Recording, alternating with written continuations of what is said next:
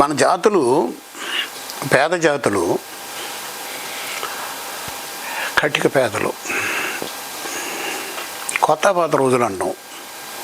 అంటే అటు కోతలు రావు, ఇంకా నాట్లు వేసిన తర్వాత పొలాలన్నీ పొట్ట మీద ఉంటాయి. అప్పుడు ఇళ్లల్లో ఉన్న ధాన్యం ఇవన్నీ అయిపోతాయి అన్నమాట. ధాన్యం, బియ్యం ఇవన్నీ వండుకోవడానికి కూడా ఉండవు. అప్పుడు మనోళ్ళు పొరుగురు పనికి వెళ్తుంటారు, ఎక్కువ పొరుగురు పనికి వెళ్తారు.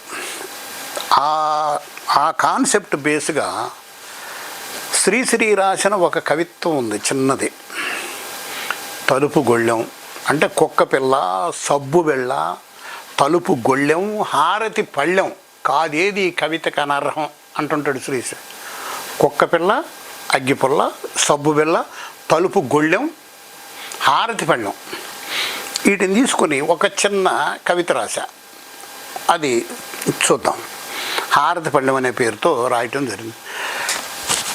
ఓకే. కటకటలాడే దినాలు, కొత్త పాత రోజులు, కటకటలాడే దినాలు, పిల్లలంతా నకనకలు, దచ్చినాదిన ఒరినాట్లు, ఒకటే వాన ముసురు, రెక్కలే మనకున్న ఆస్తులు, పిల్లా జల్లా సంకనెత్తి, కుండా చట్టి గోతానగట్టి, కడుపు చేతబట్టి, పొరుగురు పనికెళ్తే పని దొరక్క, పైసలు లేక, పొయ్యిలో పిల్లి లేవక, ఒంటి నిండా గుడ్డలేక, కంటి నిండా నిద్రలేక, తినడానికి గుప్పెడు మెతుకులు లేక, పడుకోవడానికి పశువుల కష్టమైనా లేక, రైల్వే స్టేషన్లో గోమారి గుడ్డీగలు, నెత్తురు పీలుస్తున్న శత్రుదోమలు, ఈదురు గాలి, పులకరి చినుకులు, ఎముకలు కొరికి, కొంగర్లు గట్టి, ఉండజుట్టి, కాళ్ళు కడుపులో పెట్టుకుని నిద్రిస్తున్న నా జాతికి చలి కాచుకోవడానికి అగ్గిపుల్ల లేదు, సబ్బు బెళ్ళ ముఖం తెలియదు, ఏం మిగిల్చారు గనక వాడి తలుపు గొళ్ళెం. రైలు పట్టా పక్క తెగిపడ్డ కుక్క పిల్ల, ఒకటే కుల్లి, ఒకటే కంపు.